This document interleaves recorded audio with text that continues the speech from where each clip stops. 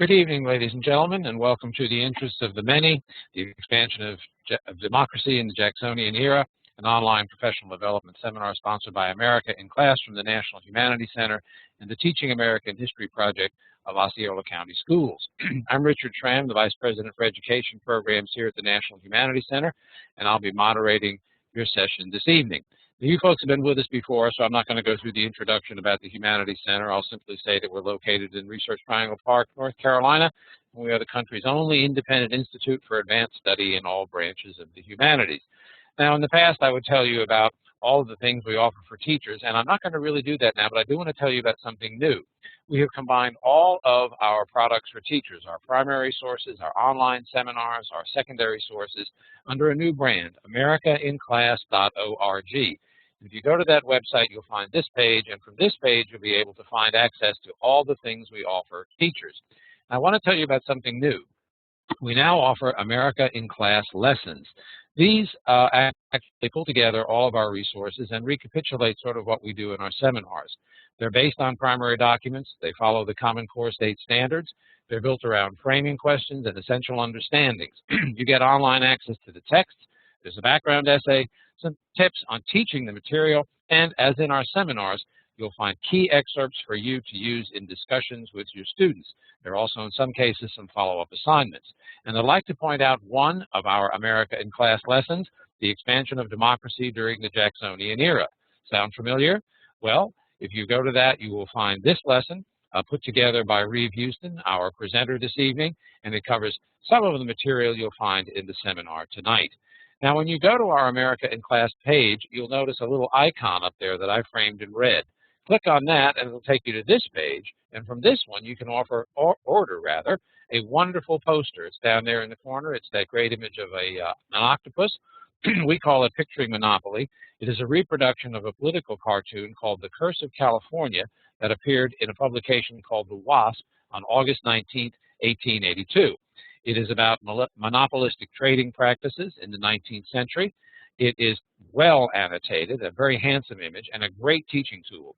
On the back of that, you'll find all sorts of information about America in Class, as well as some tips on how to teach that image. So please go to that page, request a copy. It's free. We'd be delighted to send one to you. Let me remind you that after the seminar, you'll be able to go to the Interests of the Many website, the website from which you pull down the readings for tonight's seminar. And there you'll find a recording of the program, a PowerPoint, and your evaluation. Feel free to plunder the PowerPoint, use it in your classes. That's what it's there for.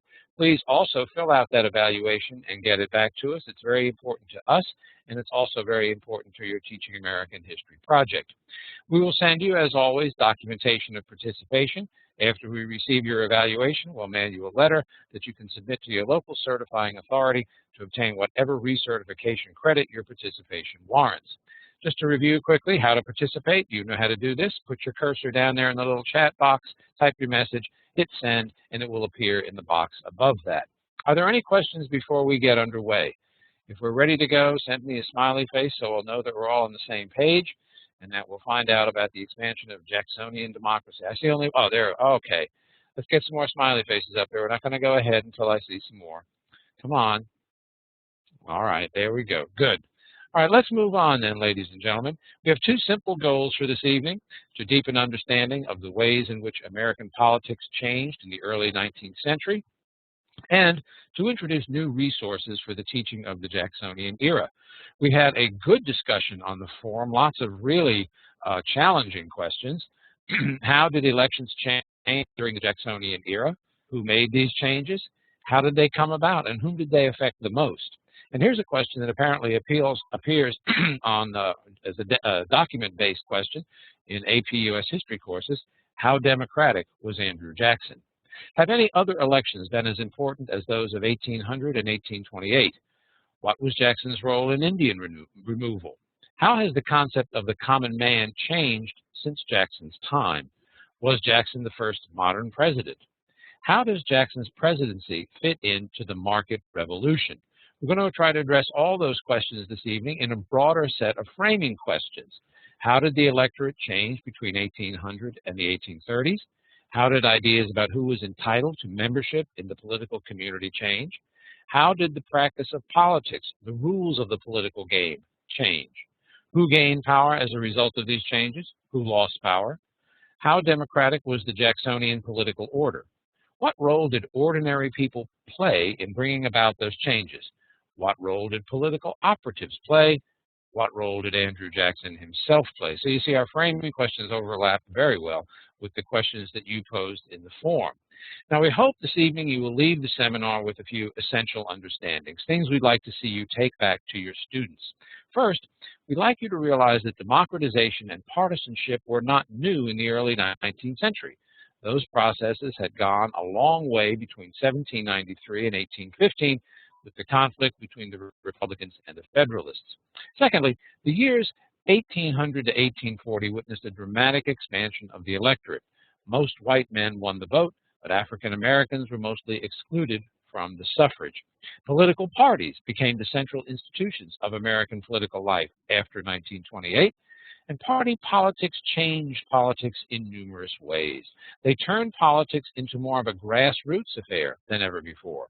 Parties organized among ordinary people, drawing them into the political process. Partisanship became central to political culture. Most voters identified with one party or another, election after election.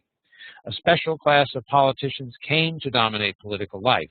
And finally, the new partisan democracy brought about both increased popular participation in politics and popular discontent with the political system. Sounds rather familiar, doesn't it? To help us learn about Jacksonian democracy, we're very pleased to have with us Reeve Huston, an associate professor of history at Duke University.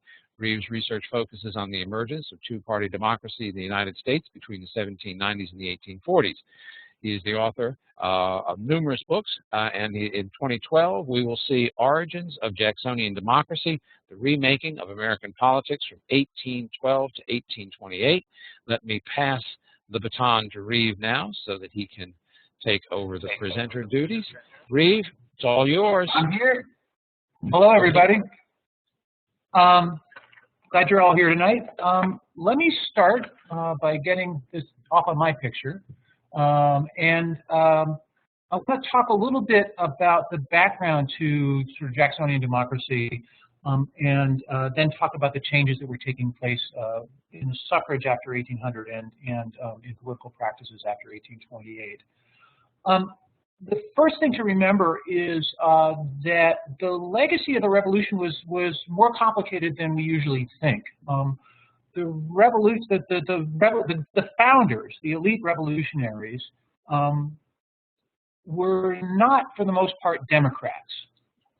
If you think about, I mean, it's just to throw out the one of the more revealing questions I know of, which is how many of the three branches of the federal government were directly elected by the people when it was there, and I'll see if anybody comes up with an answer there.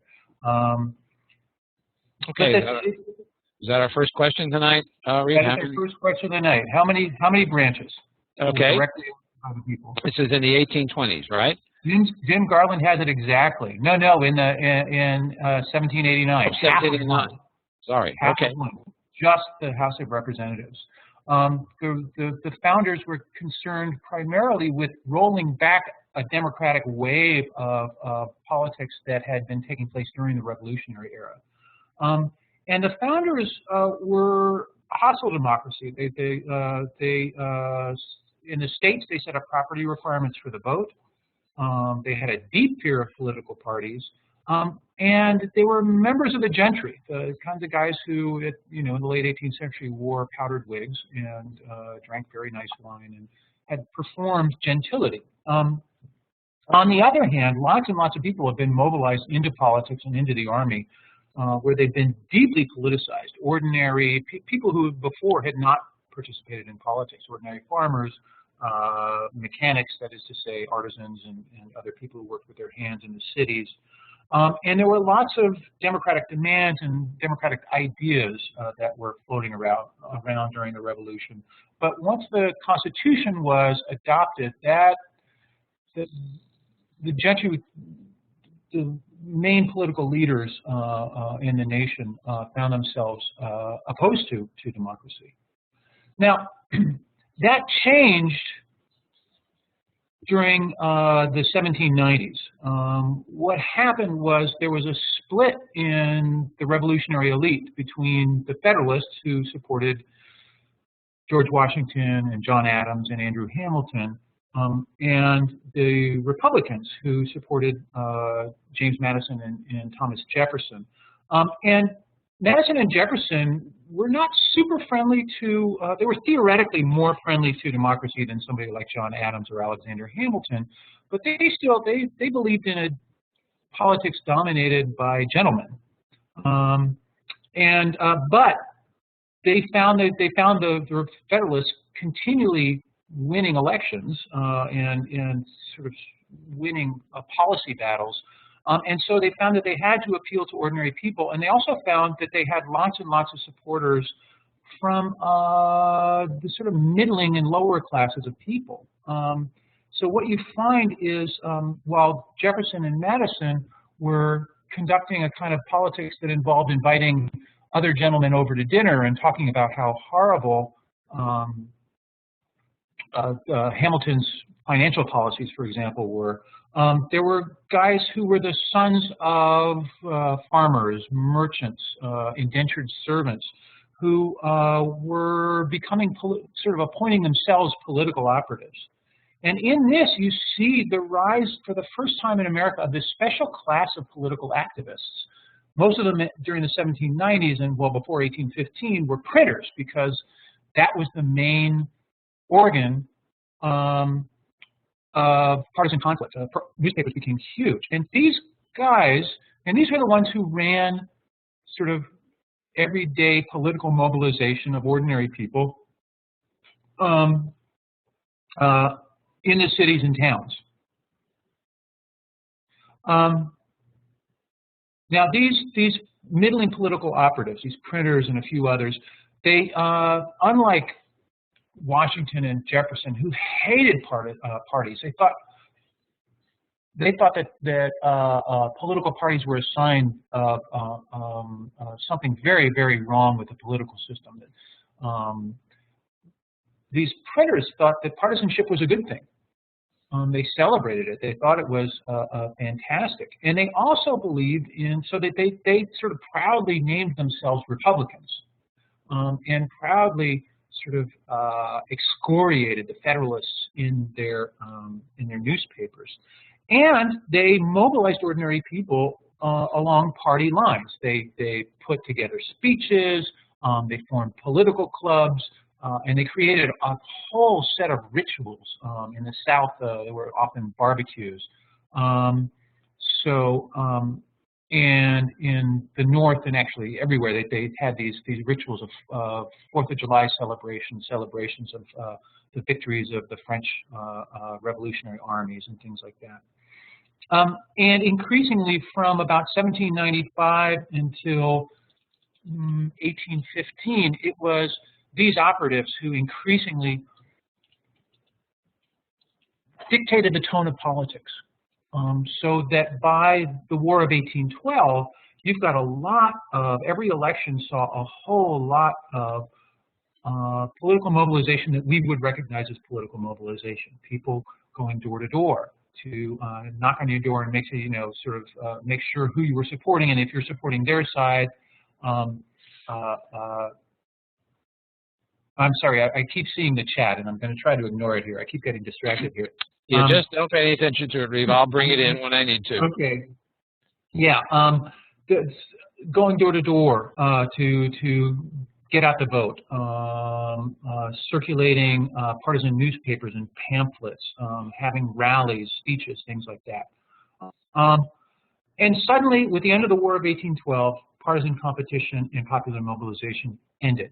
What happened was that during the War of 1812, the Federalists had fought war mobilization, taxes to pay for the war, laws calling up more troops.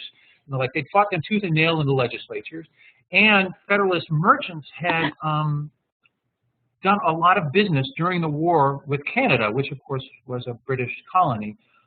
So at the end of called the famous Hartford Convention, where several New England Federalists were openly calling for secession from the Union, but the majority of Federalists tried to keep them on the same side of politics by making demands of the federal government as, well, implicitly as the cost of their staying in the Union. Unfortunately, this Hartford Convention among the Federalists was called at the a few days after the peace treaty was signed in Ghent, and a few days after Andrew Jackson's famous victory in New Orleans. And in this situation, the Jeffersonians, the Republicans, were very, very successful in painting the Federalists as traitors during the war. The Federalists, within 5 years, had completely disappeared everywhere outside of a few cities. And from 1815 to 1828, you see essentially, on a national level, a one-party state. The Republican Party was the only party that anybody belonged to, and all political struggles were factional struggles within the Republican Party. Now, at the same time that this was happening, largely because of the efforts of the Jeffersonians and the lower down Jeffersonians, there was suffrage reform going on in a number of states. Revolutionary era constitutions had based the vote on, to vote you had to be male and you had to own property. Most states did not have any wording that said you can't vote if you're black. Though most Indians and most African Americans couldn't vote because they didn't have the money, they didn't have the property to qualify. But if they did have the property to qualify, they could vote. This disfranchised about a third of adult white men because most white men owned land. But it really varied a lot from state to state. This began to change after 1800. Jeffersonians in the state legislatures started calling constitutional conventions and started expanding the vote. And I'll explain how in a bit. This was happening at the same time that more and more people in those states that, in the majority of states that still had a property qualification for the vote, landlessness was becoming more common. So more people were being disfranchised. There's a couple reasons for this. One is that in settled eastern areas of the country, farmers had big families. And so the supply, and that had been happening for generations. So the supply of land ran out, and sons and daughters of farmers found it hard to get land. So more and more people in the East became tenant farmers, wage laborers. Many of them went to towns and cities where they became wage workers or members of a growing middle class, but even members of the middle class often didn't own their shops or their offices. So these groups could not vote because they didn't own land. Others moved to Western lands. But most of those who moved didn't buy the land they were on. They squatted on those lands, which is just settling on land they didn't own. Or they bought their land on credit. And either way, if your land was under a mortgage, you didn't legally own that land at the time. So either way, they didn't own the land they lived on, so they couldn't vote. So because of these processes of population growth, westward expansion, industrialization, the growth of wage labor, a growing number of adult white men couldn't vote. And as that was happening, more and more states gradually began to expand the suffrage. Now, we should talk about the memorial of the Non-Freeholders of Richmond. This is a fairly typical statement of people who couldn't vote in demanding the vote. What we're beginning to discover, and I do emphasize beginning to discover, is that there was quite a bit of popular mobilization demanding an expansion of the suffrage, and this is one example of that. Hey, Reeve, before we go into this text, I don't mean to interrupt, but we have a question in the chat here. I don't want to leave this. Did Jefferson support the expansion of suffrage? Jefferson was a complicated man. In his writings, he supported the expansion of suffrage. I don't think he expended, to my knowledge, he did not expend any political capital to expand the suffrage. It's similar to his stance on slavery. In principle, he was opposed to slavery. In practice, he owned slaves, commanded slaves, and unlike many of his neighbors, did not free his slaves upon his death. So Jefferson's a complicated guy. So, yeah, in principle, he supported the expansion of the suffrage. Well, there's obviously a lot of historians have tried to figure out that paradox within Jefferson about slavery, supporting slavery, Yeah. but not being opposed to slavery, but retaining the slaves. Has historians tried to figure out the ambivalence? What reasons have they ascribed for the ambivalence around suffrage? There hasn't been a lot of writing about that, but there has been some wonderful writing about his attitude toward these sort of middling and lower class political operatives who were campaigning like crazy for him, and he was very happy to have them do the work. But one of the things that these operatives wanted was patronage. Was they were going broke. He really couldn't make a good living running a newspaper, and they all said, "We want jobs." And when he became president, they all sent him letters saying, "We want jobs," and he didn't give any of them jobs. He thought only gentlemen should get government jobs. So on that score too, he was very much a creature of his class. Yes, very much. Yeah. We have a question here for clarification. Land had to be owned free and clear to vote. It could not be under a mortgage, right? Okay. No mortgage. Yeah, back in the early 19th century, to have a mortgage was to have your lender be the legal owner of the land. Okay. All right. Well, let's go back to the memorial of the non-freeholders of Richmond. Yeah, this memorial, as I said, was fairly typical of, as far as I can tell, of the sort of popular demands for suffrage expansions. I'm going to just read this piece, and I want to see what you all make of it. Okay, Reeve, the existing.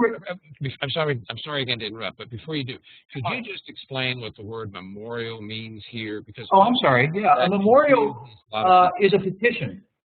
Petition. Okay. It's a petition. It's something you should. It could be quite long, as this memorial was. This memorial was about 8 pages long. Actually, it's a petition or an address to a legislature, or to someone who has to someone who has more power than you do. So this memorial was addressed to the legislature of Virginia. Okay.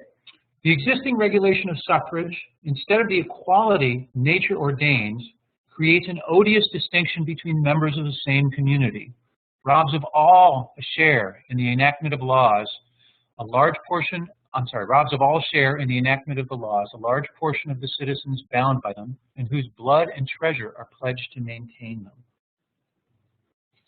So, what did these guys see as wrong with their being denied the vote? Okay, we have a question on the table. What did they see that was wrong in being denied the vote? Any takers there? Any takers? Let's see. Well, gotta give them a minute to type. Yes, people have to frame their answers and type it out in deathless prose. But in the meantime, they had to pay for the laws, but they had no say in them. Everyone has to follow the same law, but not all vote. Good point. Yes. Good point. I can bleed for you, but I can't participate. That's a good slogan. You had no voice in the process of the laws that you then had to obey. Yeah, so it's no, I think those are all great. Yeah, it's legislation without representation. That's exactly right. And taxation and wartime debt. Yeah. No, I think that's right. Okay. I think that they're also appealing to natural law when they say instead of the equality nature ordains, it creates an odious distinction between members of the same community. Here I think they're appealing to revolutionary principles that all men are created equal. Okay. Who would vote today? Well, that's a good question. That's a good question. A lot fewer. The other question I have about them is, what did they think entitled them to vote? What did they thought gave them the right to vote? Okay. Another question on the table. What gave these folks the right to vote here? What would we say? What would we say to that? Well, they're calling upon nature, the equality that nature ordains, and there we mean, of course, natural law. Yeah. Okay. But it would seem to me that they're basing it on equality. I mean, the ability to show their worth. Yeah, actually, I think you guys, all men equal, so why? Yeah, I think that's right. Right comes from the people. It was a natural right. And I think that the answers you all gave earlier too are also the right answer to this. That we pay our taxes, we fulfill our obligations to the state, so we should have a say in it. We pay our taxes, we fight in wars, things like that. So now I want to switch us ahead to oh, here's another one. For obvious reasons, by almost universal consent, women and children, aliens and slaves are excluded. It were useless to discuss the propriety of a rule. It scarcely admits of diversity of opinion. What is concurred in by those who constitute this society, the body politic, must be taken to be right. So how are they, I mean, what are they doing here? Okay. What are they actually saying here? We're useless to discuss the propriety of a rule that scarcely admits of diversity of opinion. That's a real mouthful. That's early 19th century prose. That may need an English. It is. Yeah, what's the message? Okay, what are they saying? What is yes. What? I think Kelly is exactly right. History. Yeah, and Clarice. His story. You know, I think that's right. They're trying to limit it. Since not many are opposing the minorities voting, then it must be the right way. Right. I don't know about you all, but my reading of this is that they felt they had to do this. They wanted to get the vote for white men without property, which was radical enough at the time. And they didn't want to open a whole can of worms. And yet, if you're basing your demands on natural rights, then, you know, women who own property pay taxes. Black people and slaves go to war. They had to, and so that they were grasping at straws to figure out a useful way, a sort of a logically consistent way to exclude these others, because it would be too dangerous to make that demand as well. You like that it said it encourages. Excuse me, was this ever turned around against them? Because what they're saying here is that it's useless to discuss the rightness or wrongness of a rule that everybody agrees upon. There's no diversity of opinion on this. Everybody agrees upon it. Well, since these memorialists were excluded, could you not turn that argument around and say, well, yeah, of course, and you're excluded too, because that's by almost universal consent. No, I think that's right. I think that's exactly right, and I think Zurich is right too. That they wanted to appeal to potential voters and to legislators. We have one writer here. They wanted to reestablish their gentry and all that goes with it. So there are definite, obviously, class overtones in all this. Yeah, no, I think that, well, except that I think it's important to remember that this is quite different from the kind of exclusions gentlemen wanted to make. These are exclusions not based on class, but on race and gender. And this is the moment. It's really in this period of an expanding suffrage and the growth of party democracy that you see a change. It's not like they wiped out inequality. It's that they wiped out one kind of inequality and strengthened another kind of inequality. So that citizenship gets tied up with maleness and whiteness rather than with maleness and a stake in the property of society. Right, so the non-freeholders want in, but they're happy to keep women, children, aliens, and slaves out. Right. And in the process, they redefine what it means to be a citizen. Oh, okay. Let me move us on to Warren Dutton. Now, as you know, Warren Dutton was an opponent of ending the requirement that voters own property in Massachusetts. And his reasoning was pretty typical of the opponents of suffrage reform. Let's look at his justifications for opposing reform. He also considered it as unreasonable that a man who had no property should act indirectly upon the property of others. It was wholly inequitable in its nature that men without a dollar should in any way determine the rights of property or have any concern in its appropriation. So a question for you all is, how's he justifying excluding people who don't own property from the vote? Right? How is he excluding them? What's his reasoning here? Any takers on that one? I'm sure we're going to have some answers in a moment. There we go. Why should those with no property be able to influence the property rights of those who do have property? Right. No money, no slave. That's very succinct. There you go. No, I think that's right. I think that's right. So through legislative action, non-freeholders could have an impact on the land and the property of people who did own land and property. That's right. Yeah. Earn your right to participate in government. Get some land. Yeah. And for people in the early 19th century, it raised the question, what is government for? Is it for protecting people or property, and how do you strike the balance between those two? Mm-hmm. It gives dignity and importance to those that do, yeah. And actually, I think, yeah, Jessica's point that there's an argument that you have to earn your right to participate in government. I mean, Warren Dutton, yes, I think he completely believed that. Okay, let's read this. Universal male suffrage greatly increased the number of voters, and those of a character most likely to be improperly influenced and corrupted. It enlarged the field of action to every popular favorite, and enabled him to combine greater numbers. The time might come when he would be able to command as truly as ever a general commanded an army, sufficient numbers to affect or control the government itself. In that case, the form of a republican constitution might remain, but its life and spirit would have fled. The government would be essentially a democracy. Between that and a despotism, there would be but one step. So what's he saying here? What dangers does he see in expanding the suffrage? I like Laura's comment. You're going to have all those common folks voting. And my God, they might actually get some power. So, but what did he see as dangerous about a democracy? Okay, what did he fear? What did he fear about this democracy? They could, more susceptible to corruption. Yeah, very much so. Yes. Yeah. Good. Yeah. Yeah, no, I think that's right.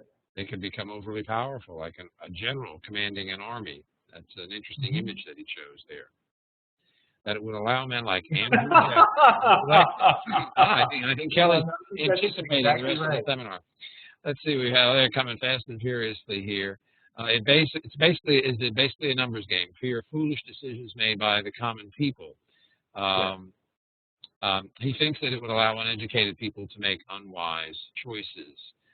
He sees a power shift and a loss of power. Yeah, close to home. Power to everyone, which means power driven away or power drained from him. Yeah. And I think I think that. I'm sorry. Go ahead. I'm just saying, good responses. Yeah, no, they're good responses. And I think the point that he sees ordinary people as untrustworthy with political power is crucial. This is sort of a classic of the mode of thinking of conservatives in the early 19th century. It's this notion that if you give power to ordinary people, they're easily corrupted, and for them, corruption is not something that happens primarily to an office holder. It happens to ordinary citizens. And then what happens? Well, then some popular favorite, which is always a bad word, comes along and dupes them and uses and manipulates these gullible, dumb, corruptible people, or bribes them essentially, by appealing to their worst instincts, and becomes, an Andrew Jackson or a Napoleon, somebody who's eventually going to become, who's going to command them as truly as ever a general commanded an army, and then take charge of the government as a despot. You know, he bases this all on his reading of the character of these people. They are most likely to be improperly influenced and corrupted. So that's very much a class-based judgment. Could you unpack that?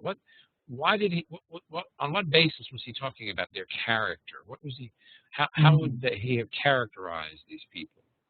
Other than now, I think you're asking the participants, right? Yeah. I'm putting that out to you. Yeah, I think that's a good question. Yeah. How would he? What were the assumptions that he was making about their character, Reeve? Well, I thought you were asking the participants, and they're giving good answers. Uneducated. Pumpkins, uneducated. Yeah. Yeah. Could it go? Yes, it does go back to the French Revolution. These guys were terrified about what happened in the French Revolution and the Haitian Revolution. Voter right corrupts absolute power. Yes. Yes. Easily influenced. Yeah, because they don't know any better. No, I think that's right. I would also add that he doesn't say that so much here, except it's implied in his use of the word corruption, which is it's also that it's a notion that people have.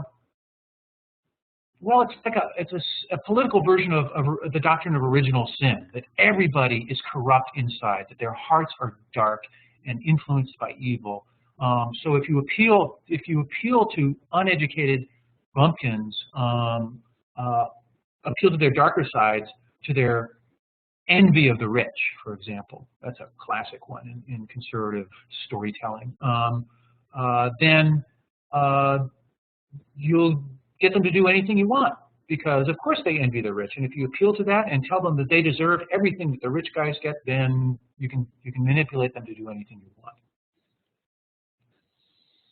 Okay. Shall we move ahead then? Sorry? Shall we move ahead? Yeah, I think we should definitely move ahead. Okay. This is the New York Constitution of 1821, which moved most of the way towards an expanded suffrage. It went a little bit.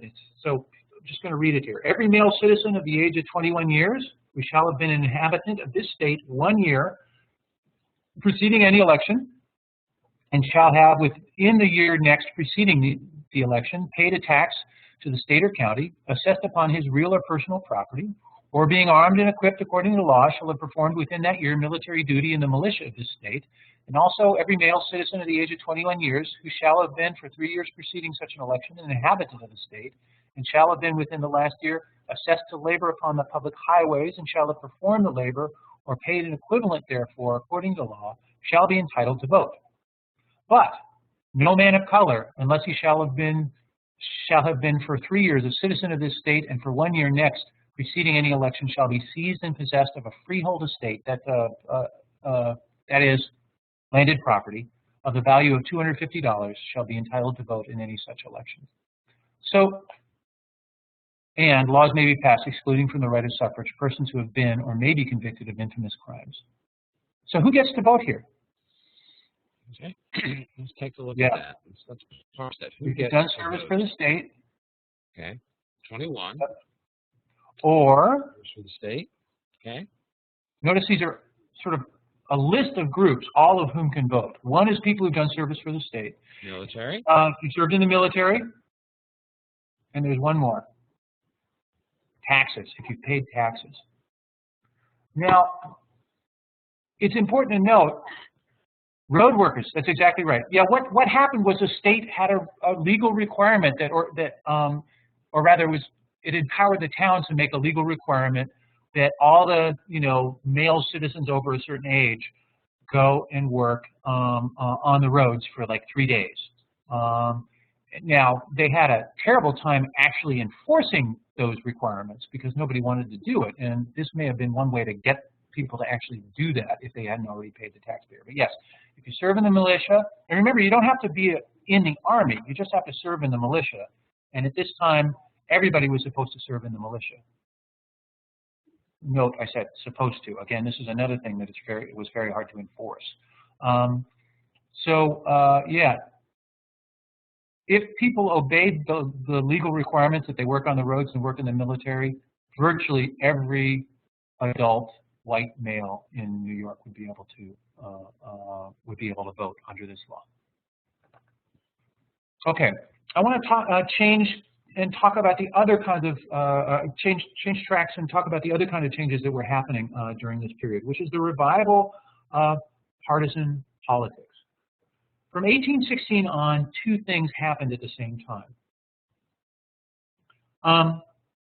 First of all, unprecedented numbers of ordinary people became politically active, but they didn't get active in party politics like they had before the 1815.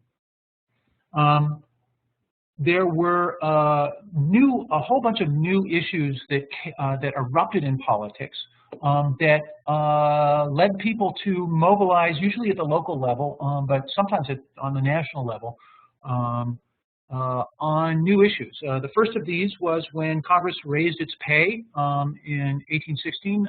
The 14th Congress raised its own pay, retroactive to the current Congress, meaning that they got to benefit from their pay raise. And they raised it from $15 a day to $6,000 a year. And there were protests all across the country, massive protests, so big that they forced, well, first of all, something like 90% of the people who voted for that bill got voted out of office. The people who had voted for it after being voted out of office had to go back to the second session of Congress and agree that the people had demanded that they repeal the bill, and they repealed it. It was very humiliating for these guys. In addition, there was a terrible depression. Really, the first capitalist depression in American history was in 1819. It started with financial crisis, just like the current one. And there were public meetings everywhere about banks, about paper money, about debt, and other economic policy issues during the Depression. And a lot of them were political meetings in the sense that they were trying to get people together to find a solution to the crisis. Many of them made demands on the legislature, things like that. So there's lots and lots of political mobilization. At the same time, you see a very important expansion, a really dramatic expansion of the number of these self-appointed political activists who come from middling families. The classic one of these, of course, is Martin Van Buren, who was the son of a tavern keeper. He certainly wasn't poor, but he certainly wasn't rich. Now, these guys, in a lot of ways, were a lot like the printers and other operatives during the Jeffersonian era. Some of them were printers, but increasingly a large number of them were lawyers. This was a period when becoming a lawyer was becoming easier and easier. And like those earlier activists, these guys thought partisanship was a good thing. As a matter of fact, most of these guys had been Republicans, and they knew the partisan democratic culture of sort of middle and lower class Republicanism. That's where they learned this stuff. These guys thought partisanship was a good thing. Martin Van Buren put it very clearly that the people, he thought, were divided into two great classes. One was the people, and the other was the aristocracy. And that there ought to be two parties to reflect those real divisions in the electorate and those different policy preferences. And at least in some places, most notably New York, but it was happening elsewhere as well, Kentucky, New Hampshire, they were beginning to organize ordinary people to participate in politics. Okay. One of the ways they did it was they latched on to movements like the movement against the congressional pay raise, like the movement for debt reform in the wake of the Panic of 1819. And they essentially kind of latched onto these movements and tried to sort of support them at the same time that they were trying to move them in a direction that benefited their own political factions. Okay. If that didn't work, often they just made up other movements that were not popular movements, but presented them as popular movements. The people demand this, the people demand that, using the same language as these popular mobilization,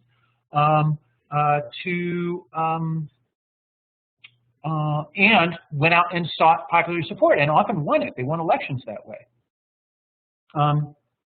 So anyway, so they were in that way beginning to organize ordinary people to participate in politics.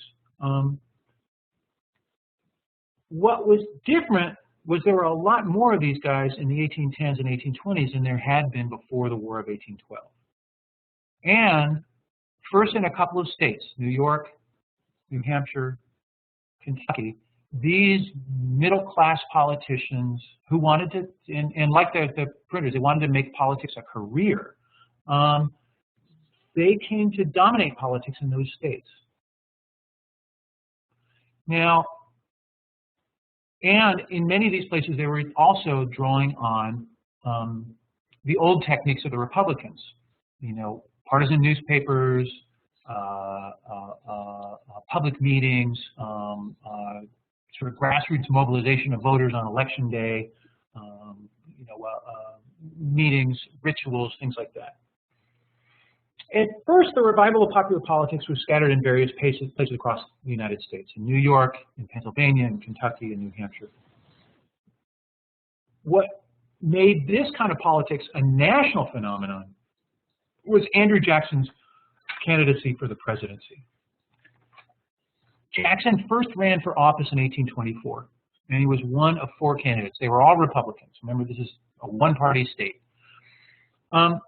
And in a lot of places, particularly Pennsylvania, there was this torrent of popular support for him, the one that surprised all the local political leaders who were, they were just dividing up in the same old way. They were playing insider politics. Are you a Crawford man? Are you a Jackson man? And the popular support, which was just these spontaneous popular meetings for Jackson. And one of those places was in Pennsylvania. I assigned the letter from Edward Patchell of Jackson so we can get some information about who supported Jackson and what Jackson meant to people like this. So let's go over some of what Edward Patchell says. I did not know the use of a classic education at a time, being a minor. This is a guy writing to Jackson. Therefore, I have stood in the rear rank and never ventured in the front until Andrew Jackson was announced the candidate for the People's Gift. And remember, Patchell became sort of a delegate for Jackson. The first meeting, which was held in the courthouse in favor of your election, was much larger than any we have ever known before. William H. Crawford got 1 vote, Henry Clay 5, John Quincy Adams 2, John C. Calhoun 4, and General Andrew Jackson upward of 1,000. So what kind of a guy is this? Who is Edward Patchell? Okay, how would you describe Edward Patchell? Common man. There we go. Regular guy. Yeah. No, that's right. That's right. And what role did how did it affect him? How did Andrew Jackson's candidacy affect his political participation? Okay. How did Jackson's candidacy affect his participation? Any takers out there? He felt connection for the first time to politics, inspired by Jackson. Yeah. Jackson was his voice. Jackson brought him in. We had a question earlier in the chat, Reeve. Let me see if I can bring that back. Maybe it's a good time to bring it in here. Some people asked if the Missouri Compromise and the 1819 Panic caused more people to get involved in politics. Absolutely. Yes. It's hard to tell with the Missouri conflict. Certainly, the Panic of 1819, their commentary, the newspapers are flooded with public meetings. And people's diaries talk about sort of arguments and political talk on the street corners, and people who've never been involved in politics being involved in politics. Yes. Yeah. And yes, Jackson was viewed as a common man, and thus relatable to the common man. Although it's important to note that Jackson had spent the last 20 years becoming a gentleman. My feeling is that what really worked well for Jackson is that he could play both roles. He could be a gentleman. He owned a plantation with over 100 slaves. He dressed in very fine clothes. He had learned to perform gentility. And in that way, he could make all the connections he needed to with politically powerful people, most of whom were gentlemen. But at the same time, he could appeal to ordinary people. Right, you can move to the Hermitage, but you can't take the back country out of the man. Whether that's true or not, he could certainly use his backcountry heritage and his West status as a Westerner to appeal to ordinary voters. Yeah, Washington certainly learned how to be a gentleman. That's right. Well, everybody had to learn how to be a gentleman. Oh, Amy, I don't know if I can answer that question. What motivated Jackson to serve? I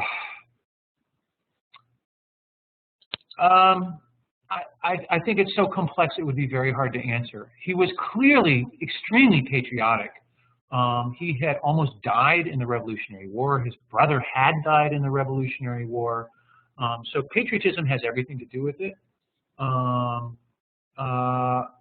But he was one of a whole lot of people. There was a lot of drive among middling and poor people of his generation to make it in ways that people had not made it before, to rise above their station, to experience wealth that their parents couldn't have imagined, and to experience political power that their parents couldn't have imagined. And I think that had a lot to do with it too. But even that is a total oversimplification. To really get the answer, you'd really have to read a biography of Jackson. Birth of the American Dream, yes, as we know it. As we know it. Up until this point, and still for a lot of people, the American Dream did not mean rising into a new class. It meant gaining what they called a competence, which meant a middling prosperity based on independent property ownership. What it really meant was not having a boss and a modest prosperity. That, for most people, that was the American Dream.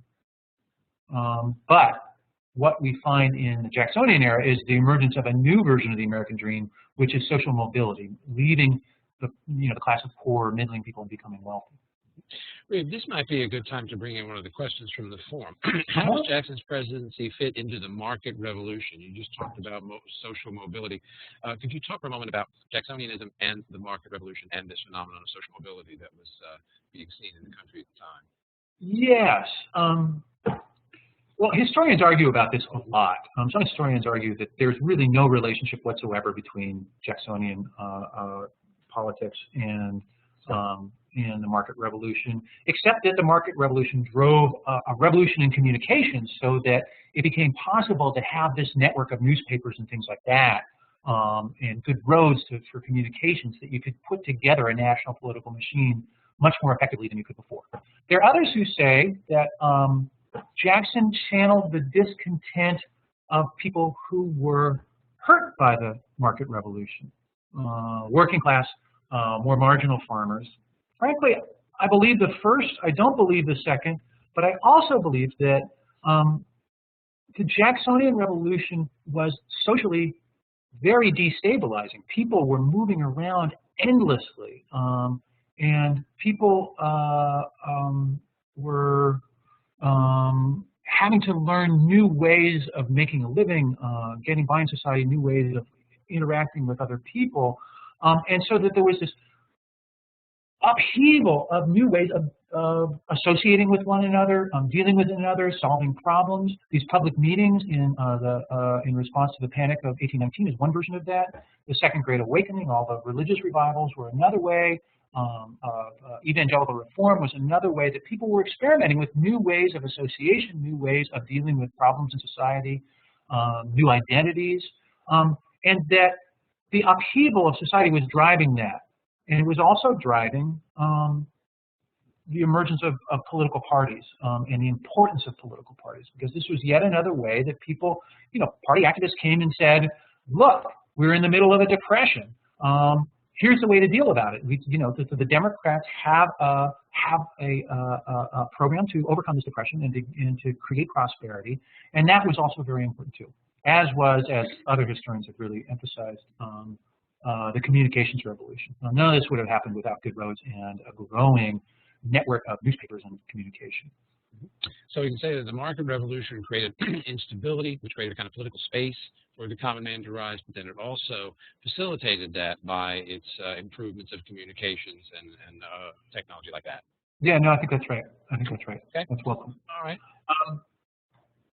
Okay, let me switch to the next thing. God hath raised you up to be a savior and a deliverance for his people.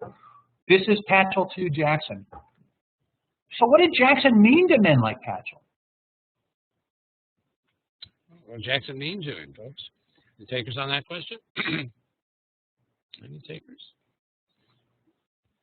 Oh, he was their inspiration and their voice. He was going to, wow, a life, yeah. He was the second coming. Yeah. I think that's right. Yeah.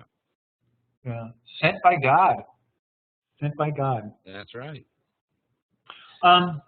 Jackson won most of the popular votes in 1824, but he didn't win a majority of the electoral votes. So the election, and under the Constitution, the election went to the House of Representatives, where, as was normal for elite politics at the time, there was a lot of wheeling and dealing. There was a lot of bargaining. And the election was decided, and the House of Representatives, on I don't know what ballot, a very late ballot, gave the presidency to John Quincy Adams, even though Jackson had gotten a plurality of the popular vote. Jackson supporters made a lot of political hay out of that decision. Somebody earlier on the chat mentioned the corrupt bargain, and this is exactly what happened. They claimed that congressional leaders had ignored the will of the people and struck a corrupt insider deal, a deal in which they said Adams had offered the position of Secretary of State to Henry Clay in exchange for the votes that he could deliver. And with this claim, Jackson's people laid the groundwork for another presidential bid in 1828. Now, what's important to remember here is one of the themes that's running through all the popular mobilizations, all of them, of the period after 1816, is utter disgust with insider politics and a desire that politicians learn to obey the will of the people. And there's lots of debates about what exactly that means in practice, but that's a common theme through all those mobilizations. And Jackson's people are basically appealing to this with this notion of a corrupt bargain. Jackson's people ran on a slogan of Jackson and reform. We're gonna throw these corrupt insiders out of government and make the government responsive to the people. Jackson appointed Martin Van Buren as his campaign manager, and this was a crucial move here. Van Buren was no place in the country used the old-fashioned Republican kind of popular mobilization and party organization and open partisanship as thoroughly as New Yorkers. It's the one place that I'm aware of where that kind of politics started in 1800. Yeah, the Wizard of Kinderhook started in 1800 and never stopped, at least in this sort of the central Hudson Valley where Van Buren came from. And so Van Buren basically took this New York style of partisan grassroots politics that he learned when he was a Republican into the Jackson campaign. Now, in his letter to Thomas Ritchie, he discussed how he wanted politics to change. Let's read some passages from it. I have long been satisfied that we can only get rid of the present and restore a better state of things by combining General Jackson's personal popularity with a portion of old party feeling yet remaining. We must always have party distinctions, and the old ones are the best of which the nature of the case admits. Political combinations between the inhabitants of the different states are unavoidable, and the most natural and beneficial to the country is that between the planters of the South and the plain Republicans of the North. If the old ones are suppressed, geographical divisions founded on local interests, or what is worse, prejudices between free and slave-holding states, will inevitably take their place. So, what's the sort of broader agenda that he's bringing to Jackson's campaign? Okay, what's that broader agenda that Van Buren is bringing to this campaign? Okay, attempting to avoid sectional politics. Yeah, down there in the bottom. Absolutely right. Non-slaveholders. Yeah, trying to form different types of. And as somebody mentioned earlier, there had been this very scary moment during the Missouri conflict where everybody saw the possibility of really vicious partisan conflict, uniting the North and South. Absolutely. How did he want to unite the North and South? What was the means to do that and to avoid sectional conflict? How would he do that? How would he do that? That seems that he was calling upon Jackson's popularity bond, like a good old boy.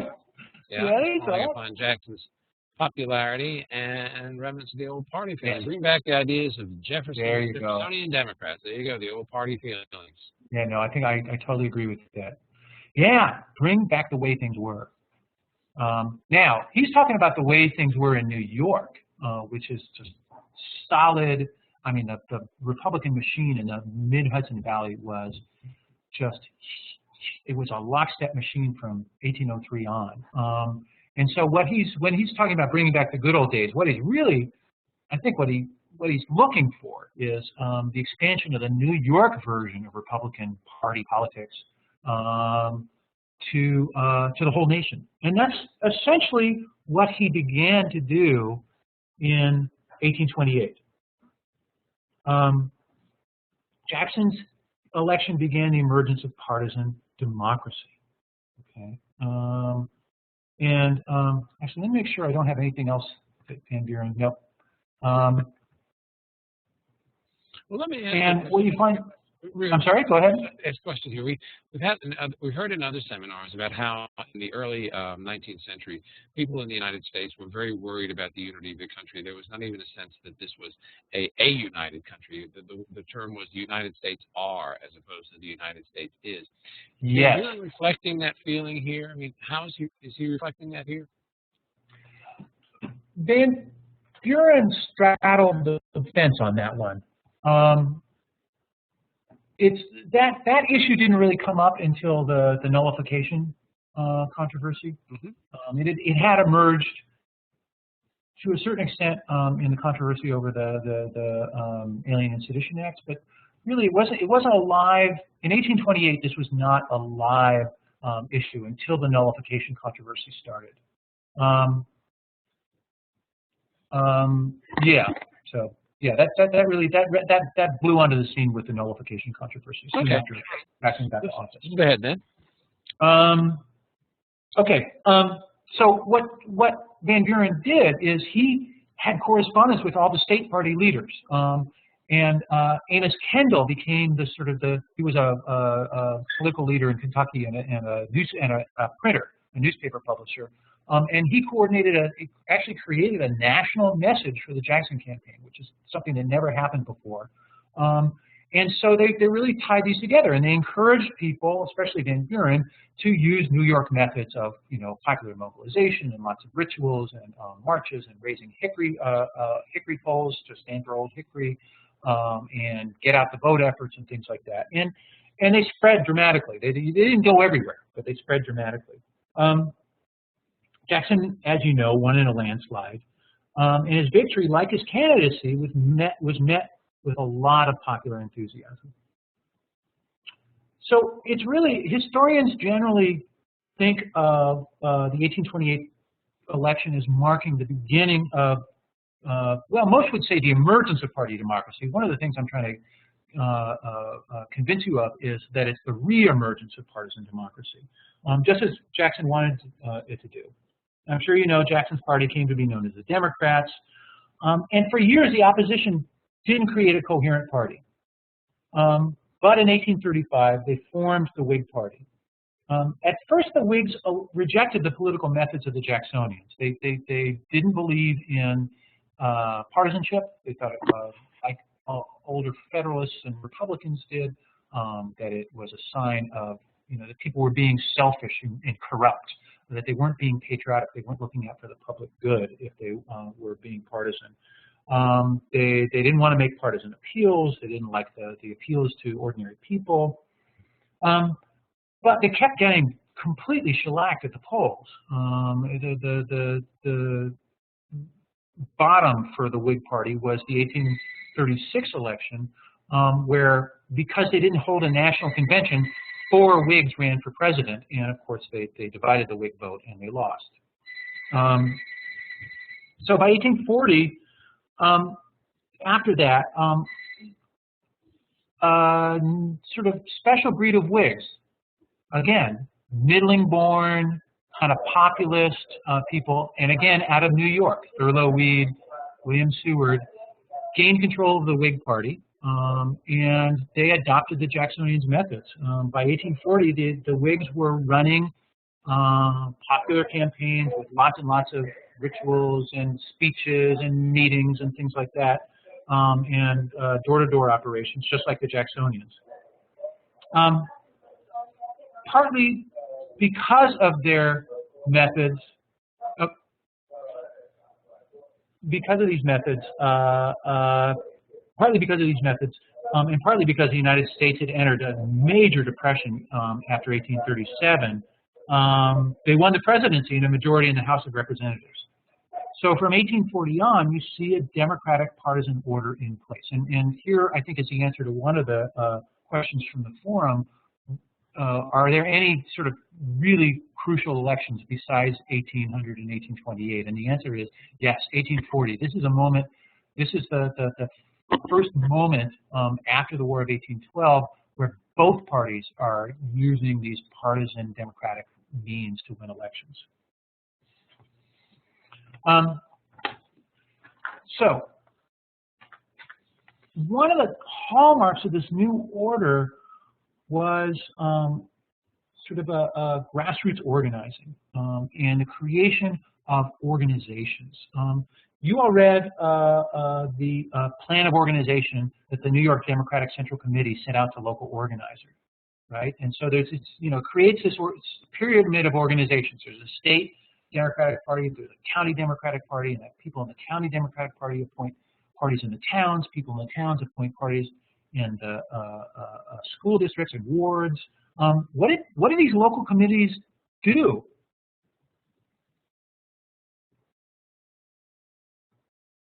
Okay. What were those local committees doing? What was their job? Any takers on that? Get people out to vote. Organize them locally. Let's see. Okay. Don't historians attribute the modern presidency to Jackson, in which he felt the president was also the head of the political party, the political machine responsible for getting the party elected? Yes. Yeah, and that was combined with another transformation in the presidency, which is sort of an extension of the power of the presidency. I mean, if you really want to go all the way back, this is the beginning of what political sciences have called the imperial presidency, and this new idea that the president is the mouthpiece for the people. Joseph, I think, is responding to my original question, right? Yeah, King Andrew I, that's right. That's what the Whigs called him. Organizing the body politic. And I think I agree with that, but what exactly does that mean? What's organizing the body politic mean in practical terms? While we're waiting for those responses, we can say that then you answered one of the other forum questions. Was Jackson the first modern president? So historians, you're saying, would pretty well agree to that. Mm-hmm. Yeah, I think so. All right. Well, let's go back. Okay, let's go back to organizing the body politic. All those the tree of organizations in the New York reforms.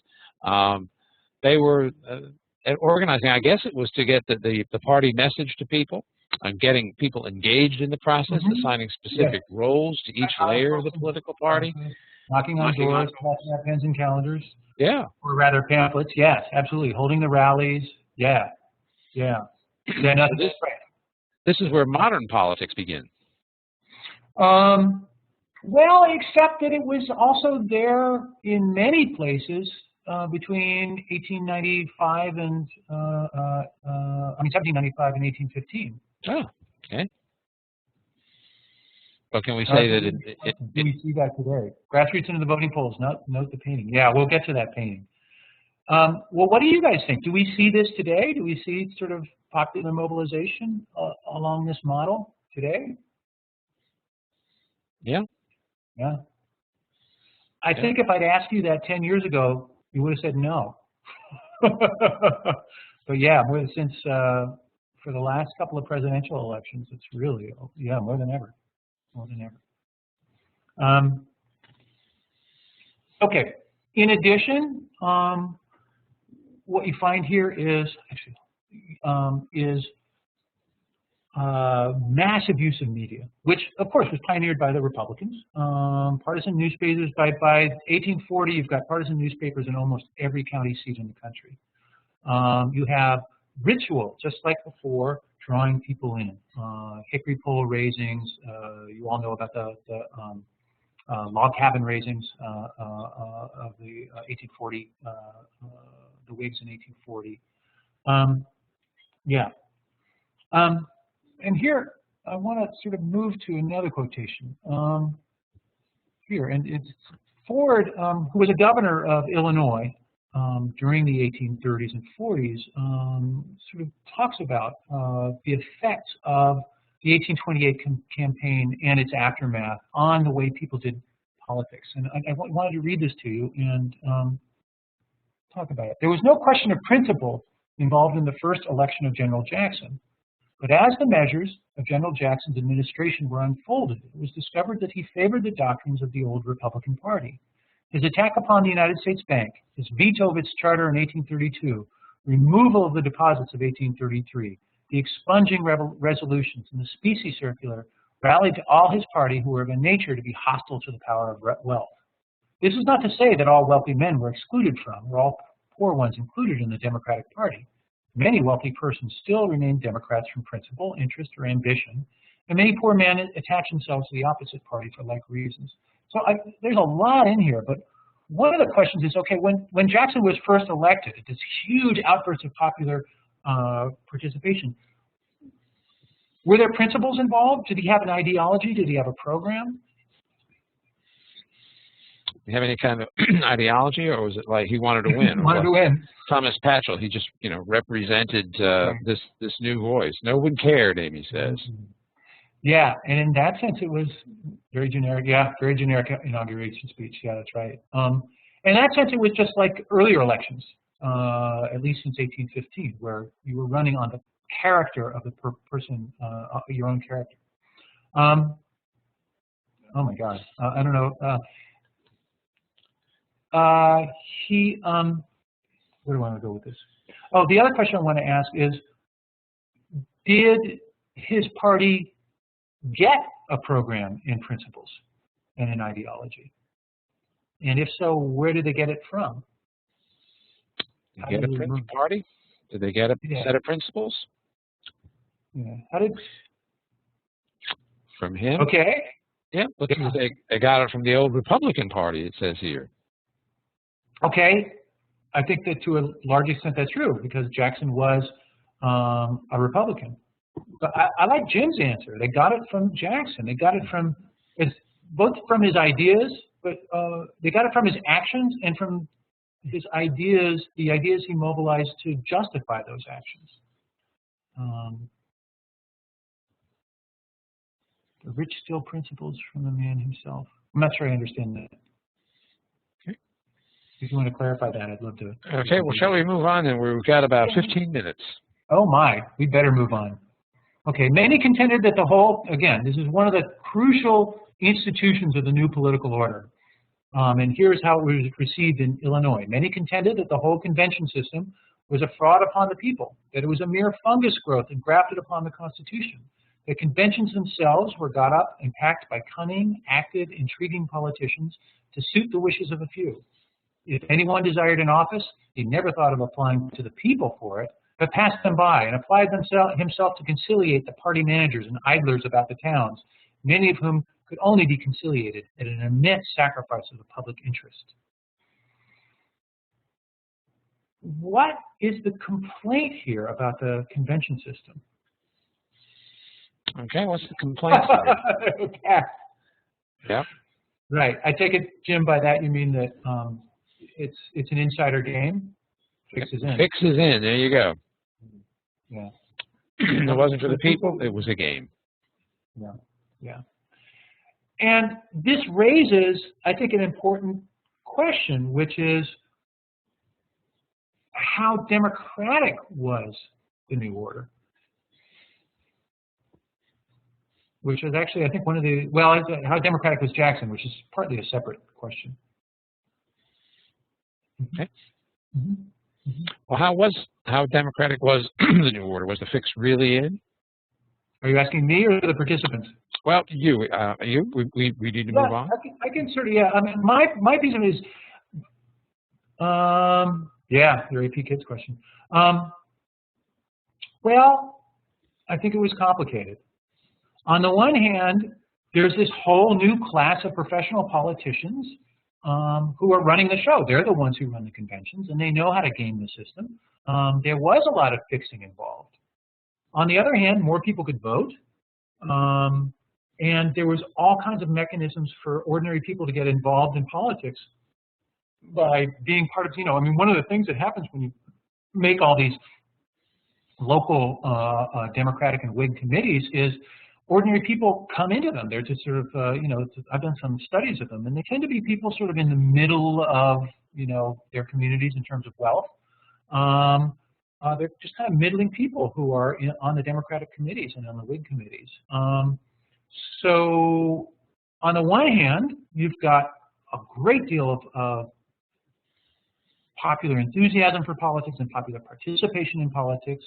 And I think that this created some leverage for ordinary people, more than a genteel model of politics, where a gentleman ran the show was. On the other hand, it's not like the people themselves are running the political system. So there we go. And next, yes, and I'm not sure who's saying that, but the spoils system really brings up, there's a whole lot in there about how democratic it was.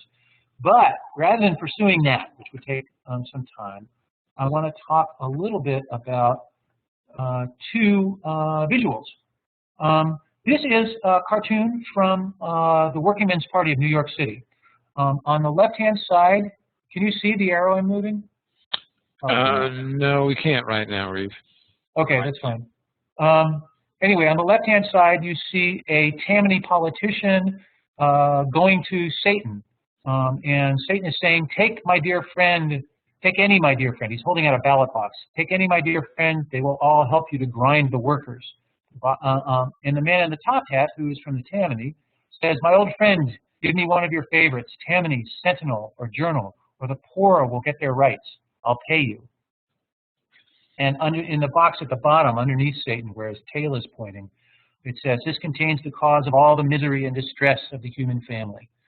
On the right is a working man, clearly in working man's clothes, putting his ballot in a ballot box held by Lady Liberty. Lady Liberty is dressed as Lady Liberty always is, and is holding a classic sign of the French Revolution, a liberty pole topped by a liberty cap. And he's saying, now for a noble effort for rights, liberties, and comforts equal to any in the land. No more grinding the poor, but liberty and rights of man. So, what's the message of this cartoon? What are they saying, for example, about Tammany politicians who are they're the central organization of the New York City Democrats? Yeah. What is this cartoon saying? It's a very unsubtle message here, I should say. Very true. Yeah. Well, Tammany, bigger and more controlling than the common man. Yeah. And they bought votes. Satan, yeah. Yeah, aligned with Satan. Evil. The forces of hell. This, by the way, this cartoon is in the America in Class lesson that Reeve worked up, and you'll find when you go to America in Class lessons. This is something you could use, and it's annotated just as it is. As you see on the screen. Everything on the left is taller and bigger. Yeah, it's a good point. Really interesting. Do you think that means? What does that mean? Yeah. Any suggestions on what that suggests? Look out for yourself. Yeah. And where does the power reside? Yeah. Power. Yeah, I like that. I like that a lot. I never noticed that before. What solution are they offering? How do you get past this corrupt political system? How do you get past it? Vote. Yes, indeed. Vote. Just vote? Just vote? I mean, people were already voting for the Democrats. Okay. Well, what other solutions here in the cartoon? Okay, Reeve, you may want to recall. You may want to explain this and move it along. We've got about 10 minutes, and we certainly want to get to that other image and some of the forum questions. Yeah, let's get to the other one. My read is that the solution is to break away from the corrupt party and create a party of workers. Mm-hmm. But here, this is by far the richest thing we've got here. This is George Caleb Bingham, who is politically active, wrote, and this is his picture of a county election, clearly in a frontier town. My question for you all about this is, first of all, who's in the political community and who is not in the political community in this picture? Okay, who's in the community and who Men is only. not? That's really good. Men only, no women. All right. Here, well, that's in the political community. White guys, yeah. White men. A dog is in the political community. And there's some boys who aren't really participants, but they get to be there. So let's go back to the beer. Children are being groomed for it. I like that. Let's go back. How important is the beer? Oh yeah, somebody's having a good time with the beer here. This gentleman here he's clearly gone. But Jim is answering the question I wanted to ask, which is what function is the alcohol serving? We can make talk a lot. Look behind him. Yeah, I like the guy being held up too. Maybe it's buying about pliable voters. That's very interesting. That's very interesting. Social lubricant. Do you think? I mean, is this just simply a sort of utilitarian thing? You come out, you vote, you get your beer, or is there a social occasion going on as well? Well, this is certainly, this looks like a rural town, saying it's a boys' club here, but this is most definitely social. Yeah, beer diminishes reasoning. Make your mark right here. Just make your mark right here. But this looks to be a small town, and so I think probably the election is going to bring people together to talk and converse in a way they don't normally do. Yeah. I want to, Richard, if you could sort of put your arrow next to the guys in the top hats up on that porch. Right there. These guys are operatives. They're the Martin Van Buren types. Notice that the guy that Richard is pointing to is handing out a ballot to a voter, a guy who's about to vote. What could you? Yeah, they're organizers, exactly. What would you say the relationship is between those guys in the top hats and the voters? Okay. What's the relationship? What is the artist? What is Bingham suggesting here? Haves and have-nots. Yeah, they definitely look more sophisticated than the others. I mean, their clothing's better. They are wearing those top hats. Right. Yeah, they control the voters. They're trying to control. They're the top gun. Certainly, they're exhibiting the guy's tipping his top hat. That's maybe a sort of higher level of manners and sophistication than the rest of the crowd. They're people that know. Yeah, I think these are good. I mean, there's certainly a class difference there, and you might very well be right. These guys are they're the ones who organize all this stuff. What do you think it means that he's tipping his tipping his hat to the voter? What do you think about that? Why would Bingham put that in there? Why would Bingham put that in? Thanks. Okay. And paid in full. Almost looks like he's paying his poll tax. I have a slightly less cynical read of that. He's acknowledging. This is I like that. I like that. That it's actually a sign of respect and deference. That's sort of before this, when it was a gentleman, you didn't have this kind of respect and deference in the relationship between political activists and ordinary voters. That this is actually, that there's a measure, certainly not a quality of condition, but the tipping of the hat for me signifies at least a recognition that officially you are my equal. It's worth thinking about. It's also worth noting that all these guys are wearing just ordinary farmers and working men's clothes. I mean, some of them look a little bit fancier, but not much. It's basically there's the judge swearing the guy in. He's dressed fancy. There's the political operatives. I'll explain that in a minute. And then there's everybody else who's just dressed like people with dirt under their fingernails. The guy on the porch is taking a pledge. Before you voted here, they didn't have the kinds of rules that we have today. You didn't have to show identification. You didn't have to prove residency or anything like that. You had to swear that you were qualified to vote, that you were a resident of the state, that you were over the age of 21, and if there was, a tax-paying or a militia obligation to vote, that you swore that you had fulfilled that. And yes, that guy is definitely passed out drunk. I want to hear from the person who's interested in the color blue. What do you make of that? Okay. There's also a beggar, no cheating, I assume. But what about that color blue? The blue seems to become more prevalent as the eye moves from the left to the right. That's right. The banner is blue, as are the organizers. Oh, interesting. Yeah. Did blue have any significance? I mean, was that a symbolic color at this time, Reeve? I don't know. I really don't know. I don't think it was a party color. I don't think parties had colors. The banner is definitely a partisan banner. I can't read it here, and I've actually never tried to that I remember. Blue blood, maybe. But remember, the official line of the of Jacksonian politics is that we're all equal. Jackson, he believed in nothing if not majority rule. Maybe so. Maybe so.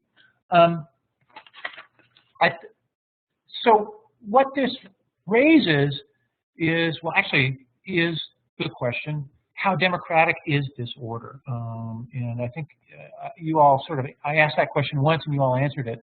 So you can put in extra, more thoughts on that, or you could ask further questions. Well, really, that was our last content slide. So let's turn to that question that loomed large in the forum that people seem to pose in their AP US history classes. How democratic was Andrew Jackson? Well, again, there's no simple answer to that. Andrew Jackson was firmly a believer in majority rule. And in that, he was actually in 1824 and even 1828, he was in the minority. Let me take that back. He was a firm believer in majority rule. The problem is majority rule is a very, very ambiguous term. On the one hand, majority rule might mean the majority gets to decide who gets elected.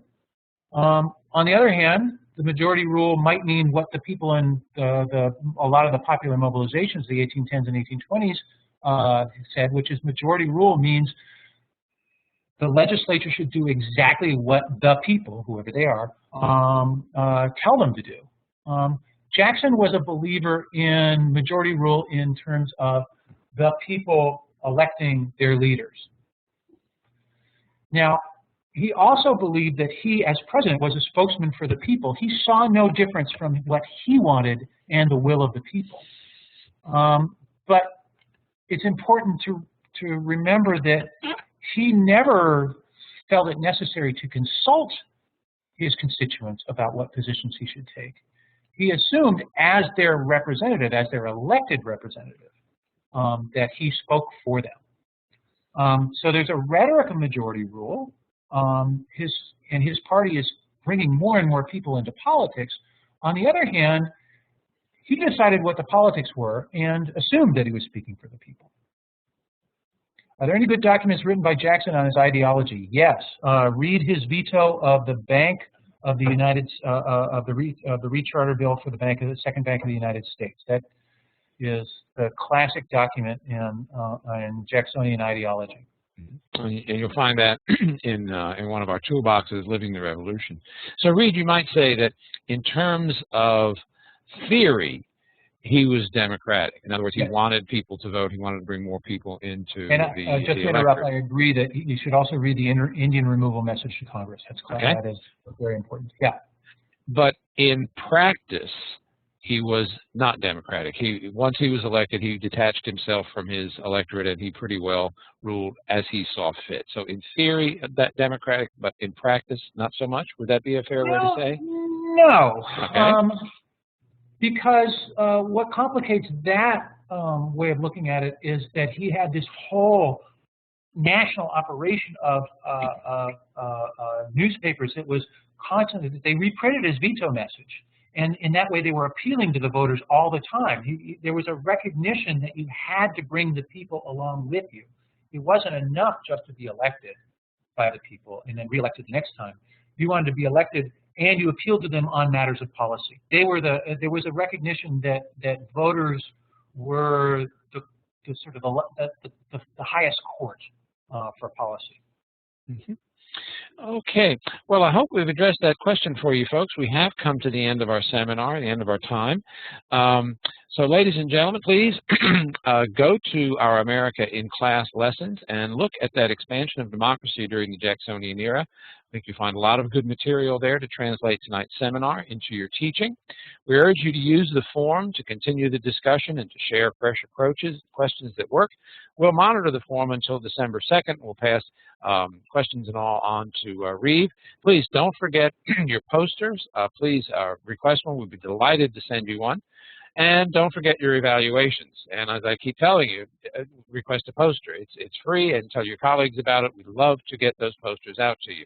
So ladies and gentlemen, let me thank Reeve for an excellent seminar this evening. I think we've learned a lot.